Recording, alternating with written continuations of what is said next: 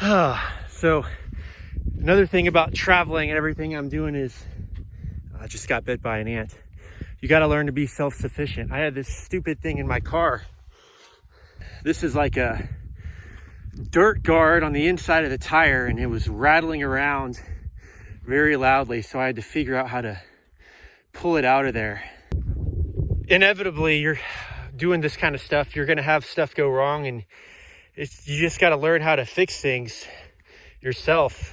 And it's not that bad. You know, I had one of these things in my car, this handle right here that holds up the dirt guard while I'm driving the car, as well as my little attic up here where I store clothes. You know, it came out, so I just had to figure out how to screw it back in. You know, I brought a screwdriver and stuff, and you know, you got to expect stuff to break and go wrong, and then just kind of stay on top of it. You know, pay attention. You don't want any major issues to come up, and it would just suck if my car broke down where I am right here in the middle of nowhere, or if I run out of water, you know, stuff like that. You just got to stay vigilant and stay on top of stuff. But it gives you a sense of pride and self-sufficiency for being able to do this kind of stuff your own. You know, I make all my food for the most part. I definitely eat out some too, but you know, just kind of living a very self-sufficient lifestyle like this. You know, not paying for luxuries or extravagances, you know, but yeah, it's kind of like how people used to live, I think, you know, before things became so domesticated in society. Everything, you know, temperature, everything we have in control, but you know, it's definitely good for the spirit, good for the soul, for your character to just be out in the wilderness and trying to live like this. And you know, I definitely have some luxuries for sure living in my car. You know, I've got a roof, I've got air conditioner when I drive, I've got refrigeration, with my ice that lasts a few days and stuff like that. But you know, it's so I'm not just camping with nothing, you know, but it's kind of a hybrid, which allows me to travel a lot of places and see a lot of cool stuff, and but still have somewhere to sleep and some kind of you know, good food still. I definitely can still enjoy good food. It's pretty cool. Everyone should try it out, should see what it's like to live outdoors. It's worth it.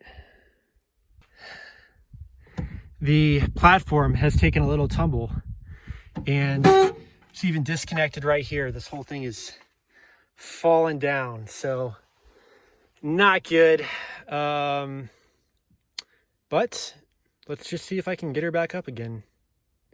All right, so I just went through an extremely bumpy section called the Nodum Road out of Capitol Reef. The whole thing is a wash, which is like a washboard. It's just like, you know, these tiny little bumps, and you just go on it and your whole car is just shaking the whole time. It's just really annoying. Everything's rattling around, but it's not even four-wheel drive or anything. And so I just stopped on the side of the road to get something out of the back, and check this out. The platform has taken a little tumble, and it's even disconnected right here. This whole thing is fallen down, so not good. But let's just see if I can get her back up again. You can see the screws got completely ripped out of the hinges here. It's completely separated from these. I think that another thing that could have caused this is I've been pumping the brakes a lot, because my brakes were starting to squeal, so I was trying to pump them to give them a break. And so what probably happened when I was pumping them, this whole thing just slid forward a ton. So I think once I'm able to get it back up, what I'm gonna need to do is just, instead of using these hinges, just drill directly from the top right into here. That'll probably be, that'll definitely prevent this from happening again, I would think. But it'll be much more connected to these posts rather than using these hinges. So yeah, the pumping of the brakes certainly may have been a contributing factor to having this all fall forward. All right, so I was able to get the platform back in place, but unfortunately, all of the pillars but one, the hinges are now completely disconnected. All the screws came out. And so the one in the top front left up there is the only one that's still actually connected. So I'm going to have to be very gentle now when I drive, very careful, not pump the brakes at all. Fortunately, I won't do any off-roading until I can get this fixed. Fortunately though, I'm out of that section. It's all paved now. Yeah, I'm just gonna have to drive very smooth. Don't want to pump the brakes or be very careful on the bumpy stuff. If I hit any more washboards, hopefully I won't.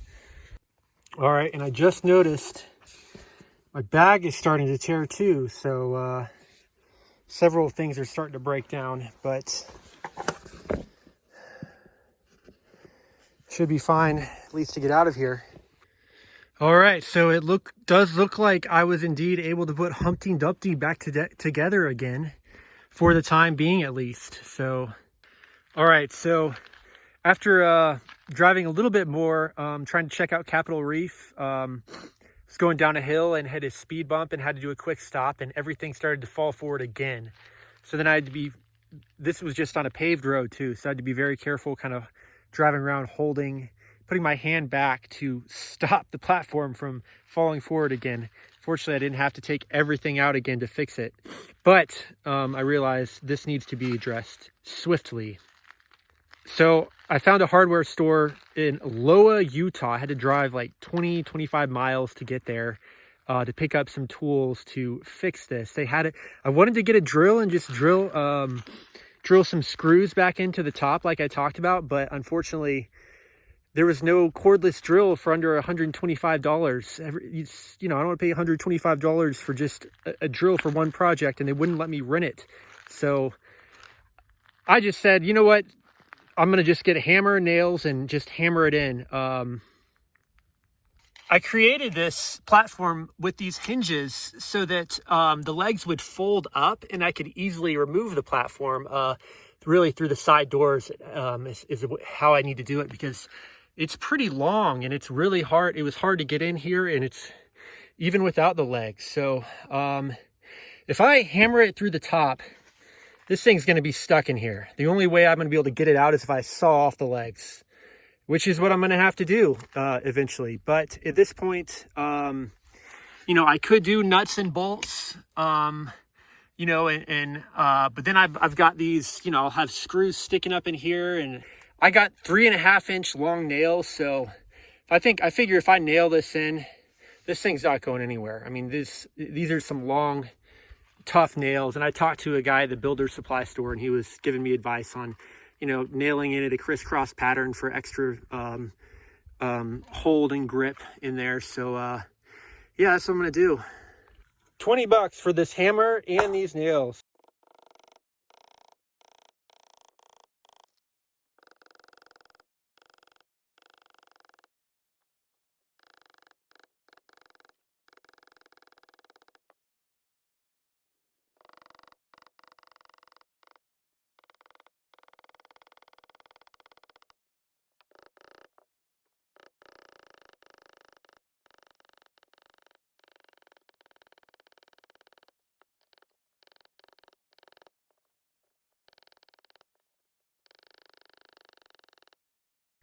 All right, check it out.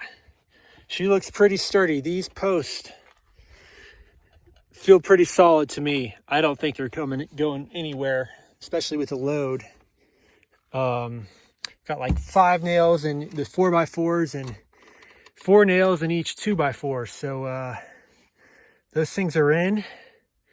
Crisscrossed them pretty well. Got a pretty good job of getting them all in there. And this thing should be good to go now. I kind of tried to make sure I wedged these in really into the plastic side stuff under the car. So even if it does move forward, hopefully it should catch. And even if I did have to hit on my brakes relatively quickly or hard, I don't think this thing would move anywhere. It's not even moving with nothing on it. So, I mean, just the water, that's it. So I think this is good. So one other thing fixed, and I've still got, I don't know what I'm going to do about this rip. I don't know if it's getting bigger or not. You know, it's funny. I thought the straps would be the problem, but it's just this stupid thing. I mean, all right, so you know what? I've got Gorilla Glue and duct tape, and I'm just going to, Gorilla Glue, this stuff is pretty good. I'm going to go ahead and try and just glue that back together and let it bond, put some duct tape on it, and just see what that does. All right, so I couldn't get it to work. The duct tape, it's too hot for it to stick, I guess, or it's just not a very good material for it to stick on. The Gorilla Glue, I kept trying to get it to push it together and I was trying to, you have to clamp things together for about an hour or two with the Gorilla Glue. So I was thinking like if I'd get the Gorilla Glue on there, press it together, put duct tape on it to clamp it. That's just not working though, because the duct tape won't hold and it keeps coming apart. So what I'm thinking, I might just, because this other side is fine, maybe I'll just move the propane tank to this side and see if that helps. I'm just going to keep an eye on it, and I don't think there's any danger right now me driving on it. Yeah, just being smart, and but I don't think there's a risk right now.